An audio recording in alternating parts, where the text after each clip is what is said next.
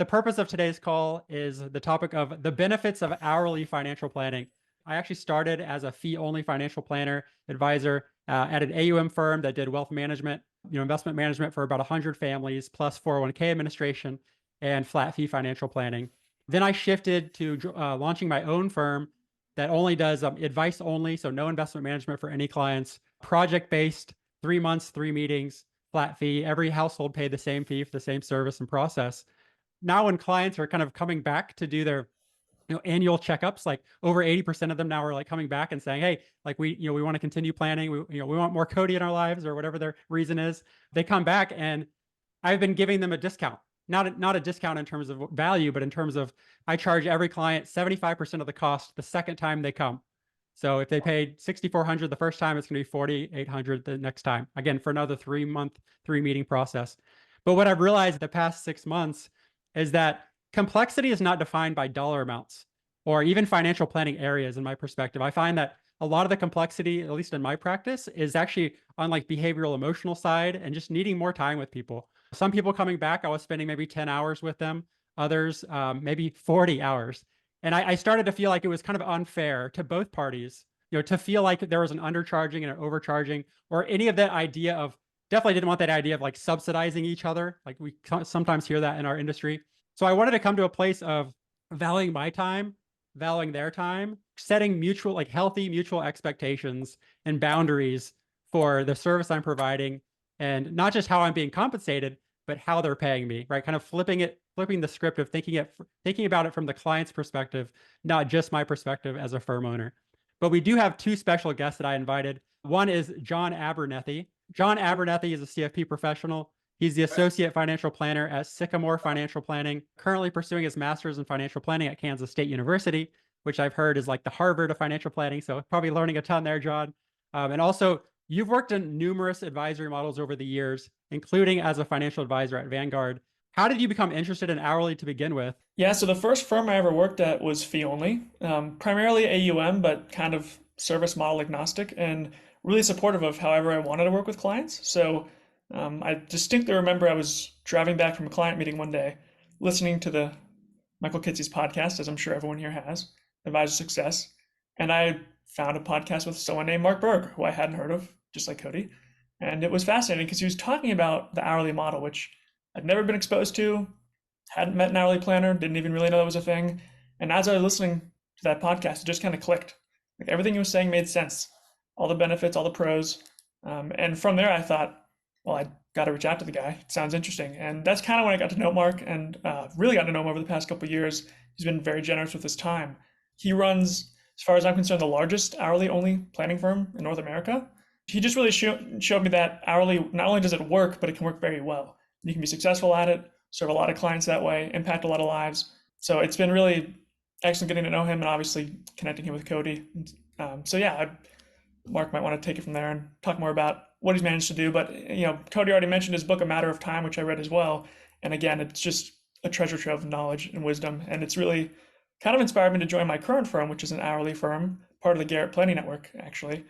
It was interesting. I met Mark and read the book before I really did hourly work. So I was reading all these things and I was kind of wondering, is it true? Like, is what he's writing about, is this really the case? And now that I've actually worked under the hourly model, I can say it is. So everything he writes about is actually how the hourly model works in practice. So it's been excellent getting to know him, reading his book. One thing that really fascinated me, meeting Mark for the first time, I know he's about to probably launch some awesome knowledge from his 24 years of experience doing hourly planning, is that there's a lot of debates about fee models, compensation models, like how we're paid, how people pay us. Like, should it be based on values? Should it be based on time? Should it be based on complexity? How do we quantify complexity? But one thing I love about Mark and the way he views these things is, and also the purpose of this meeting, this is not a fee debate. This is not going to be a roasting of other models and like, this is better than, or this is the best, or anything like that. This is simply a discussion about the benefits of hourly financial planning. We're going to talk about how it's done in real life. Mark is the founding principal and CEO of Timothy Financial Counsel. He joined the fee-only financial planning industry back in 1995. He's been an hourly only financial planner for 24 years, which is incredible. He co-authored a book called A Matter of Time, Myths and Methods for the Hourly Financial Advisor, co-authored with Matthew Jackson. I actually put the link to the book in the chat. He didn't ask me to do that, and I didn't tell him I was going to do that. But if you want to learn pretty much like everything we're talking about, like times 10, it's all in the book. So if you want to read it or listen to it on your own, how did you get interested in hourly to begin with, Mark? I had a similar path to both John and Cody, probably more like Cody in that I started in AUM. I was with a large firm, had a great career going, but saw that I was meeting a need that a lot of other firms were meeting, and there were a lot of folks that weren't being served, and trying to find and figure out or think through a more flexible model that could serve, kind of all ends. And it was really initially through Cheryl Garrett, but then a lot of trial and error that led me to this hourly only model. There are, and the book talks about a lot of benefits. Really, the goal was more the myths, trying to help people overcome the myths that surround hourly. But I also don't want to paint a picture that, oh, this is easy, hang a shingle and all of a sudden you'll be making $500,000 a year. It took work. And really the goal of things like this, venues like this, the book, it's going to take about 90 years to actually make any money on that book. That was not the purpose of writing it, especially if I had charged my hourly rate for all the hours that went into it. It was really actually, when John called us and others right after the podcast, the book was intended as kind of something that a tangible kind of handoff, the next step. So this type of venue is perfect because it allows me to reach a broader audience and answer questions that probably there's a lot of similarities in questions people will have. I really came down to three things, like three primary benefits of hourly financial planning, which I've discovered through discussing with you, which is number one is access to advice. Really thinking from the client perspective, right? So really anyone with the ability to pay and the willingness to pay can afford hourly financial planning. You're able to help people earlier in their lives, right? You can meet them where they are. As you know, some people have, negative net worth, but they're still making good income. So, they might be able to afford an hourly or project-based structure. So what are your thoughts about that benefit of hourly financial planning? I think it's huge. I mean, I think anyone here that's worked under a model that maybe had minimums, like asset minimums or, even retainers, right? $5,000, whatever it might be. There can be sometimes a sense in which you get a lot of people reaching out to you that you want to help really badly. They need the help, but maybe they don't meet your minimums or they can't pay whatever your annual fee is. There's always a question of like, how do I handle that situation? Do I discount my fees? Do I just take them on and know maybe I'm going to be losing money on this client? With hourly, there's always that sense in which, again, like Cody said, if they have a willingness and ability to pay, I can help them, right? And I can get paid for the work I do. So that's been a huge benefit to me as I've worked under the hourly model that I've really appreciated. And I think it's something that's unique to this model in a lot of ways. And that's part of the reason I switched, and I'm really happy I did. A lot of people think that maybe just advice only in general, charging for advice, is this idea of like, I'm going to serve people who are underserved and I'm willing to get paid less for that. One of the big myths about hourly planning is that hourly fees are only for middle market. Can you describe the types of people that you've been working with over the years and kind of what their financial weight class is, income and asset wise? When I started, and this is again one of the myths, I assumed and kind of even on our website designed things to really target the middle market because that's what I was told would be attracted to the hourly model, and that people mass affluent, especially high net worth, will have no interest in hourly whatsoever. And what I found was, I wouldn't say the opposite. What I found was actually it really transcended that kind of distinction. And this kind of refers back to what John was saying. We work with people who are just getting going. We love working with them.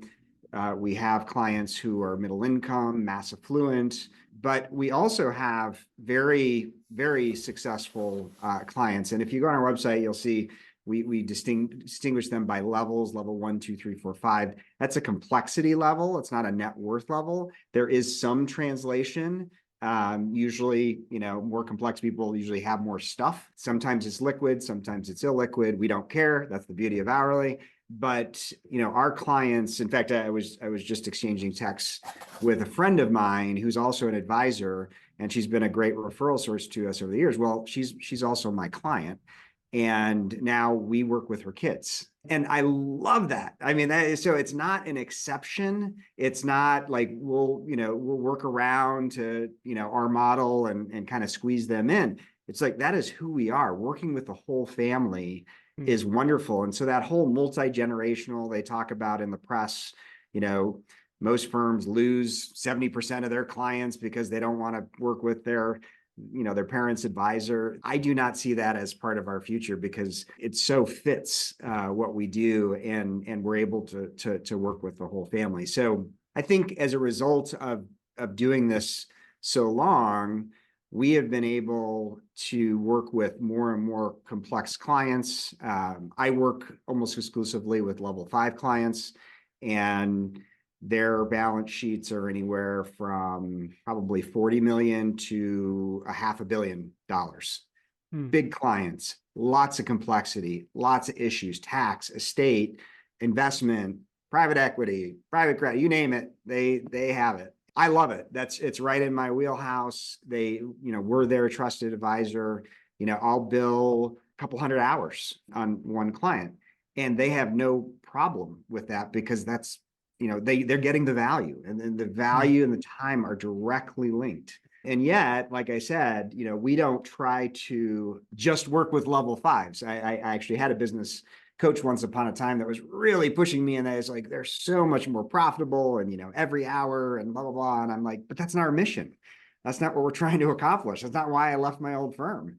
I think that the hourly model just allows for kind of that beautiful harmony across clients. And whether I'm picking up the phone and talking to my $200 million entrepreneur, or picking up the phone and talking to my retiree that's 83 and a real simple situation, I'm having a great conversation both ways, and I don't feel like, oh, I have to, I'm getting paid the same way. It really is great. One of the benefits, actually, number 2, a nice transition, Mark, right? Number 2, one of the benefits is this idea of value alignment. And John, I'd love for you to expound on this idea. You said when you quote somebody a fee, before you start working with them, like, you don't really question your value. And what I mean by that is, like, you don't question yourself of like, I might be overcharging this person or undercharging, or like comparing clients to each other of like, oh, they're paying less than this client. What is it about the hourly model that you don't question your value? And second, how does that play a part in terms of your own just like emotion and psychology as a planner? I think there is a huge benefit to knowing that, when I send a client a bill, whatever I bill them is actually work that I performed exactly. So I'm always being compensated for the time I spend working with that client. Other fee models, and it's not just overcharging, it's undercharging too. I mean, probably everyone on this call has been there, where it might be a client that has, just say it's AUM, right? A smaller amount of assets. You do a ton of work for that client, great work, but you don't have that much control in terms of what you're able to bill. With hourly, like Mark said, you can serve, doesn't matter the level of complexity, the work you provide and you perform, that's what you're billing. And I really like that. I know that I'm being compensated for the time I spend. I don't have to really think about it. I don't question the bills I send to clients. I don't worry about, is this too much, too little? I have my hourly rate. Clients know that. We give them an estimate for the time, perform the work, and we bill them. It's really that simple. So to me, that's the huge benefit, is I just don't really spend any time thinking about if I'm being compensated fairly, which has sometimes been an issue in the past.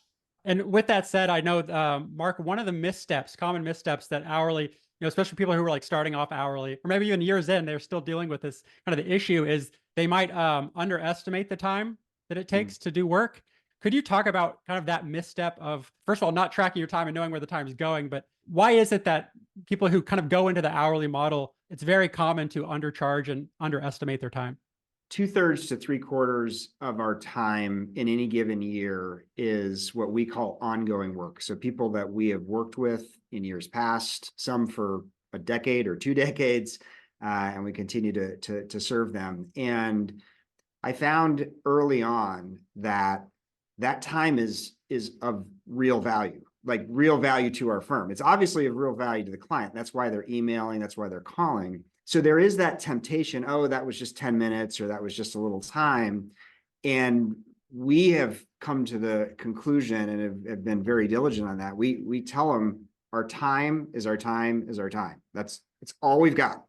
And so if you want to use some of our time, we are absolutely happy to give it to you. But we have to charge for it, because That's Mm, all we've got. We don't sell anything else. We don't receive compensation in any other way. And if we're not serving you, we'll be serving somebody else. And mm, so, and billing for that time. So I have not found that clients push back. I mean, and let me just say, we don't have 100% compliance with our clients never complaining ever. I mean, all clients. I mean, we're with a lot of people who asking are for business discounts and owners. things. Yeah. They're like designed to negotiate. I mean, it's just Mhm. kind of the way they are. And one of the beauties of hourly for us, and this is obviously not a normal circumstance, we've just been doing this a long time, is we have a wait list and it's pretty long. And so we can effectively say, hey, if we're not a good fit, if you're not getting that value for the cost, that is okay. We don't even have to mention the wait list.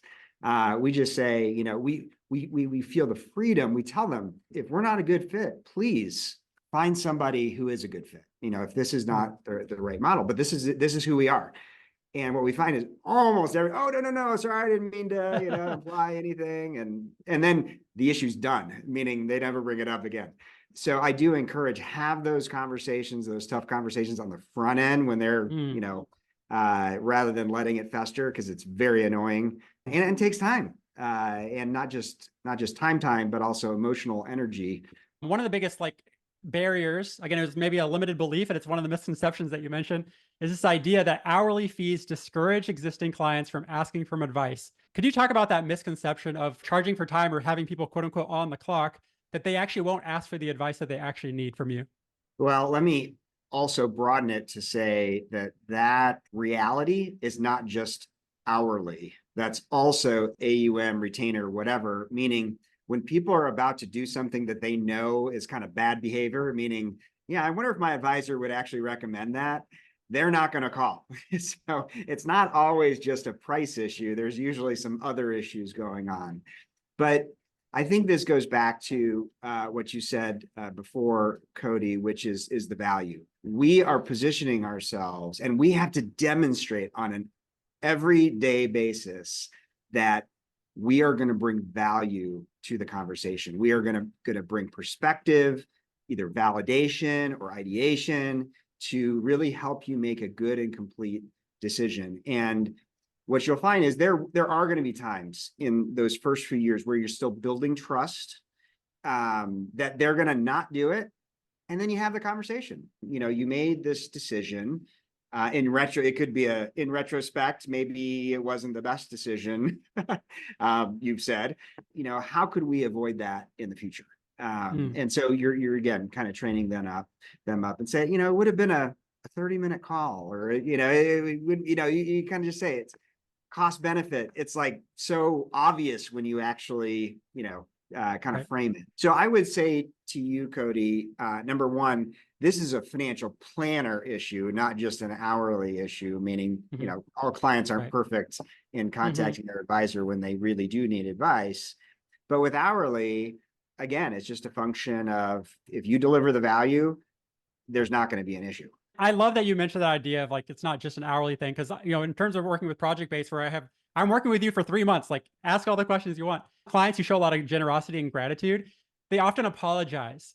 They say, "I'm so sorry for this question," or if the call gets to the close to the hour, "I'm so sorry. I want to respect your time." I love that they respect our time, but there's this idea that we actually give clients free permission to ask questions. And one of my favorite emails I received from a client said, "The thing I love most about working with you, you don't make me feel stupid when I ask questions." Mm. Right. So I think the kind of part of your answer there is that it's actually up to us, regardless of our model, to set pre-permission, set expectations that when they have a question, that we're opening that pathway to them, that this is a relationship, not a transaction, regardless of how they're paying for that Yeah. relationship. One thing, Mark, that you mentioned to me is, I use this word engagement, and you said you don't like to, you don't use the word engagement. Could you talk a little bit about kind of how you think about relationships as an hourly financial planner?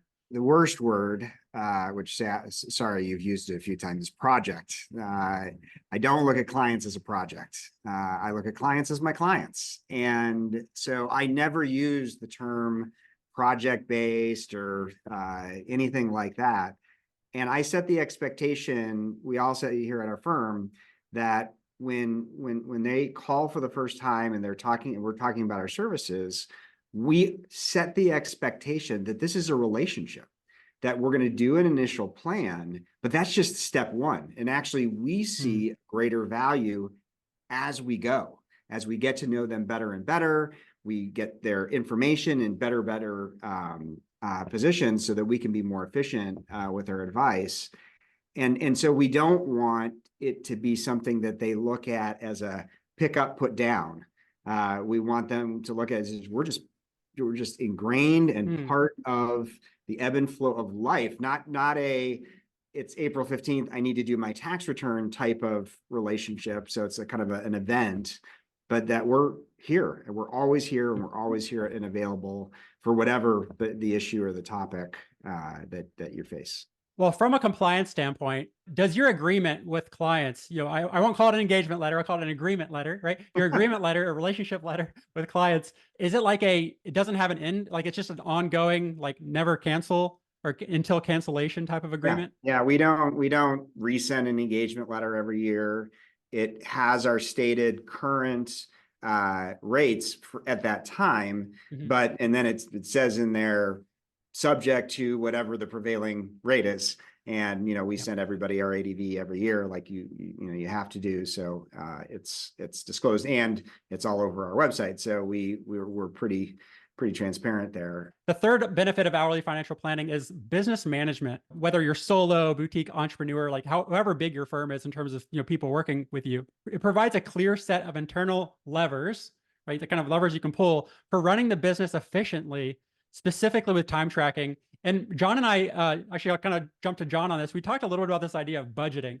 A lot of people think budgeting is just tracking where your money went, right? So same with time tracking. People think time tracking is just figuring out where you're like, hey, where did all that time go? That's not here anymore. Could you talk about this idea of kind of that it's not just about figuring out where you spent your time, but figure out like how you're going to spend your time moving forward?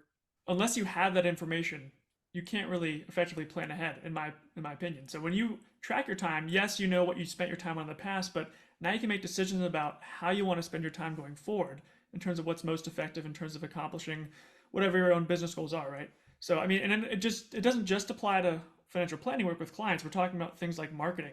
Like if you spend a certain amount of time on, Facebook every day, or Twitter, or X, I should say, right? I mean, how many clients did you get from it? Well, you can't just use the exact amount of clients you got, because it could be 10, 20 on all these different sources. It's how much time did I spend on those platforms. So you can start to make decisions about where's my time being spent best in terms of acquiring new business, servicing my current business. I mean, there's so many different opportunities you unlock when you start tracking your time. This is why I think even planners that aren't hourly should be time tracking, because I mean, it is just such a treasure trove of knowledge now that you have access to that can help me make business decisions going forward. And I'm sure Mark would agree that's been immeasurable for his firm and certainly mine as well.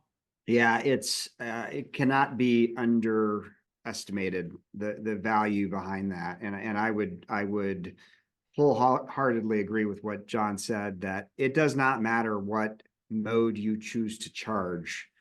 Knowing where your time goes is one of the most valuable business tools you have in your arsenal. And what is so striking is almost no one does. and that's also true for hourly firms.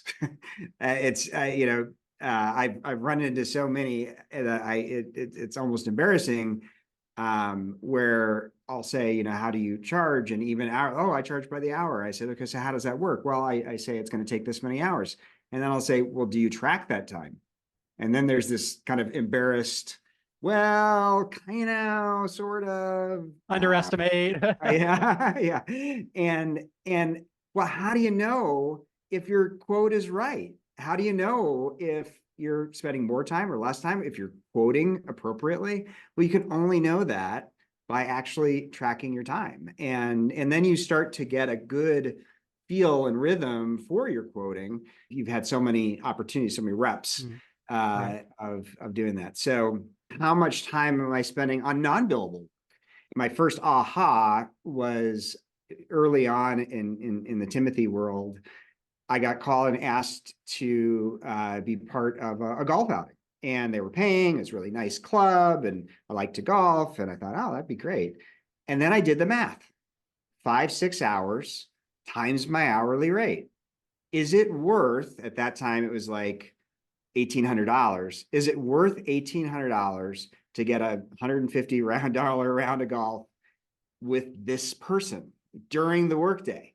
And what I concluded was no. And after a couple of years of me saying no to multiple invitations, people stopped calling me for these golf outings because I just determined that's just not a good use of my time. There are a few I've done that I felt like the time was worth. I was going to be in an environment where I could kind of share more about our firm or be a representative of our firm, that it made sense. But the beauty of this is this translates to, should I be, involved in the Lions Club or, all these different, FPA, NAPA. It really helps you think, is this a good, valuable use of time? Because all time is time. And now I will make one distinction on time.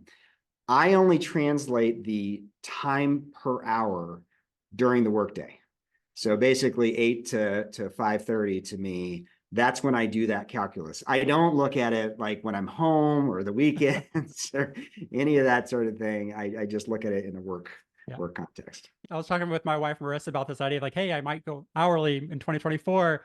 And it was the idea of like, I'm going to track my time in my business so that I don't have to track my time outside of the business. Be more efficient and effective while I'm working so that I can not feel so bad about not working when I'm not here. A lot of us might be thinking, and I was thinking this like a month ago, if you're charging hourly, you're charging for inexperience, but giving away experience for free. If you don't know the answer and have to do research, you're actually charging more for your inexperience. And then things that you have learned through your 20 years and are just like off the top of your head, you're kind of giving that away cheaply or for free. What's your take on that?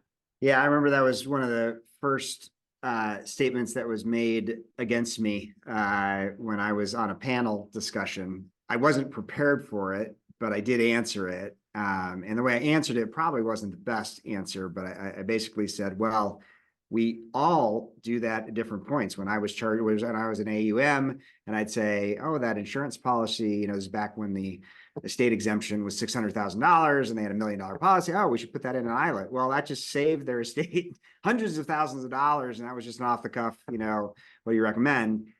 I think the way that hourly addresses that is, and you'll see this on our website, we charge different hourly rates. And I, who have been doing planning for almost 30 years and work at level 5, I charge a higher hourly rate than my associate that doesn't have that same kind of well of knowledge to pull from.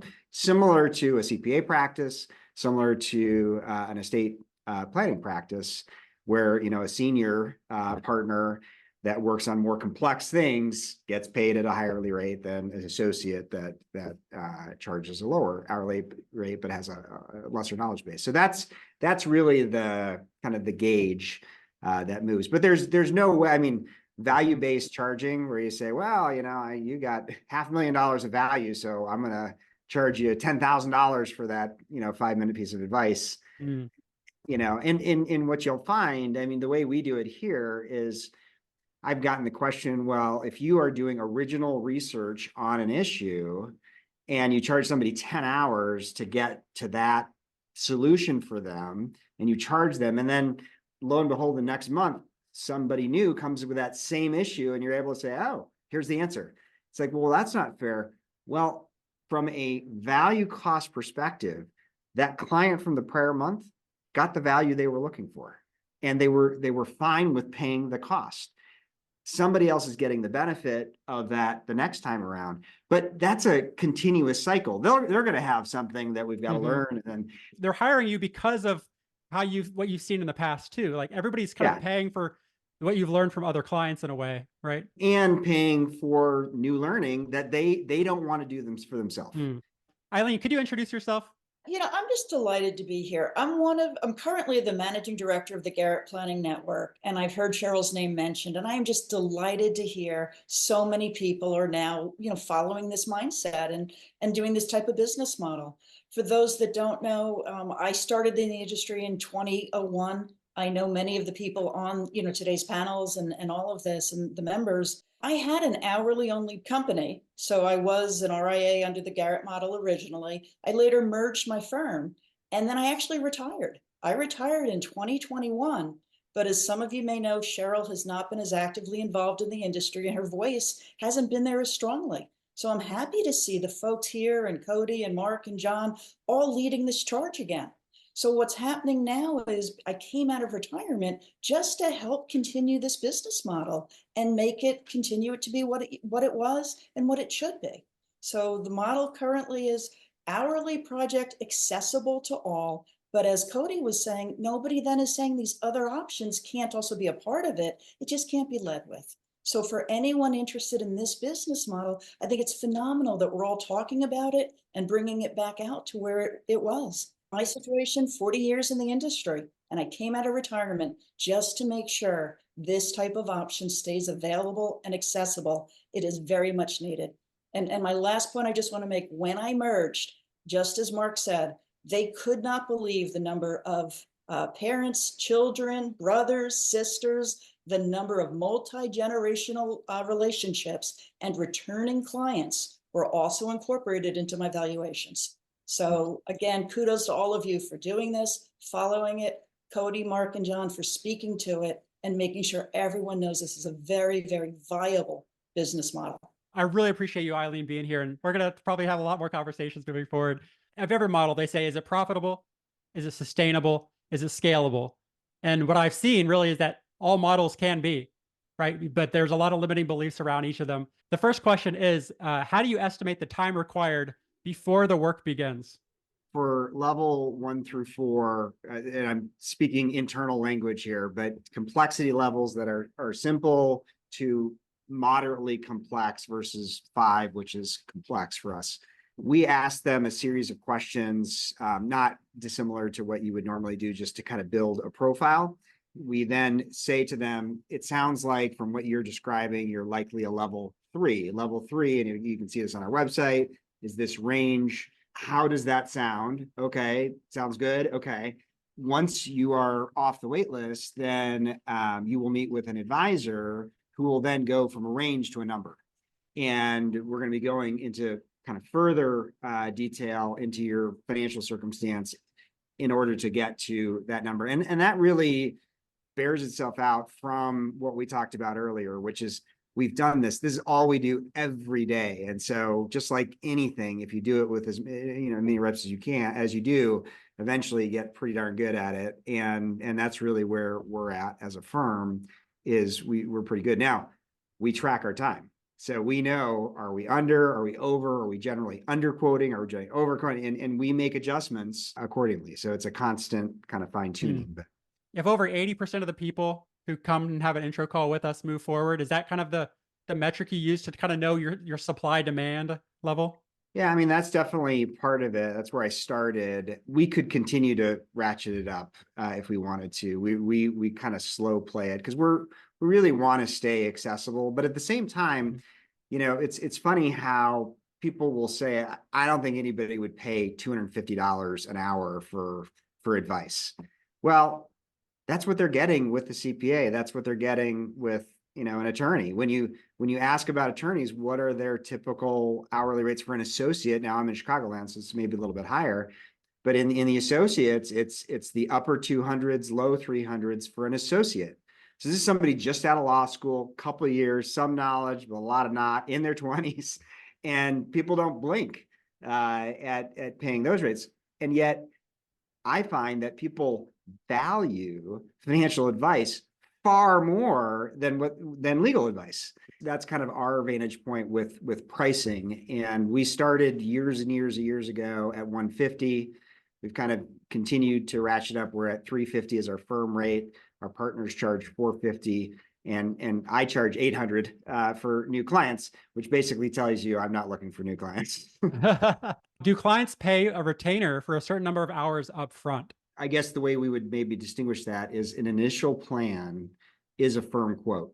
So we quote the full time that we believe the engagement will take.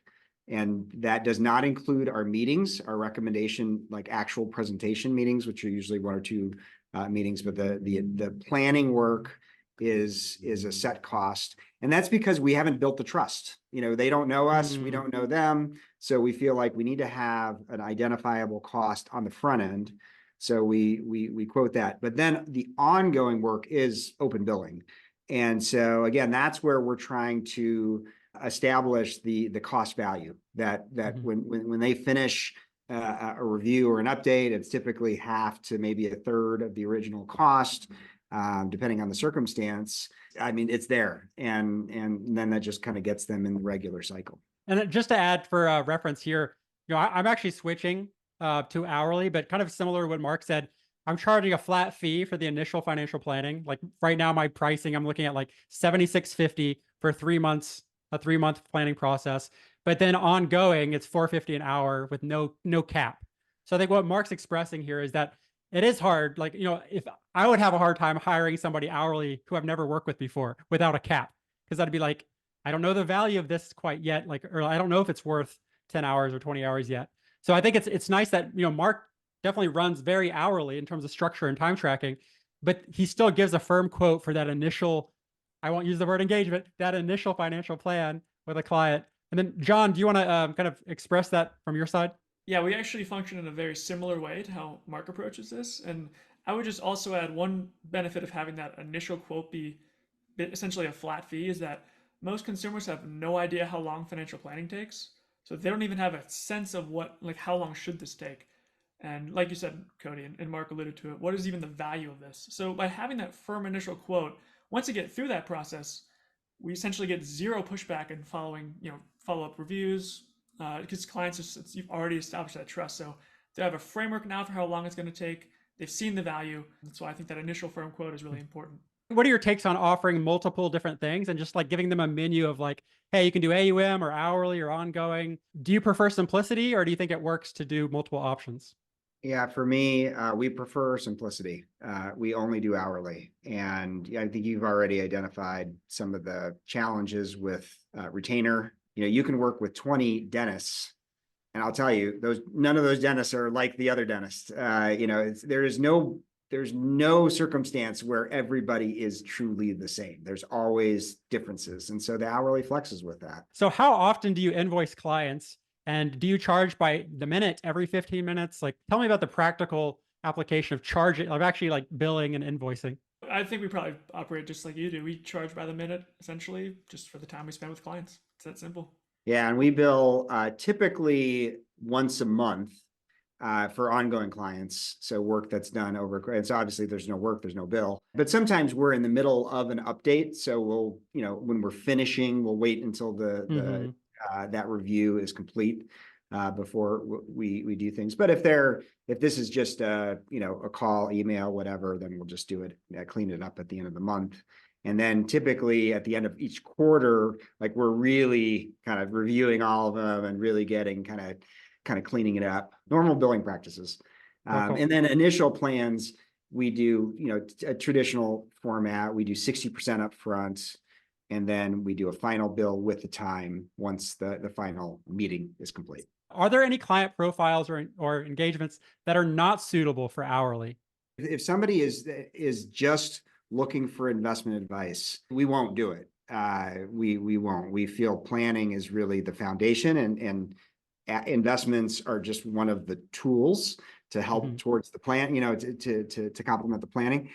And so people who are really just looking for investment advice and love, hey, hourly is so much cheaper than assets under management.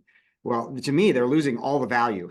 And so we just made a decision a long time ago, like that's just a non-starter for us. We understand that financial planning is comprehensive. I always say you can't give advice in somebody's best interest until you understand their interest. So some people might come to you and say, I think that you can tell me if I can retire, whether to choose a pension or a lump sum, how much I should save for kids' college. Like we could do that all in an hour, right? So how do you deal with prospective clients who want to kind of set their max, without knowing their full picture? There are people that try to define for us how much time it'll take. yeah, and we're like, actually that's our job because we actually have the best perspective on how much time it's going to take. Hey, can I just have a few minutes of your time? what that means, it's gonna take a few minutes to ask the questions, not a few minutes to give the answers. And that's kind of a good analogy for it. What we will do is if they've asked a question and it requires us to, it's not a quick answer, we'll say, actually I have to do this, I have to do that, do you want me to do it?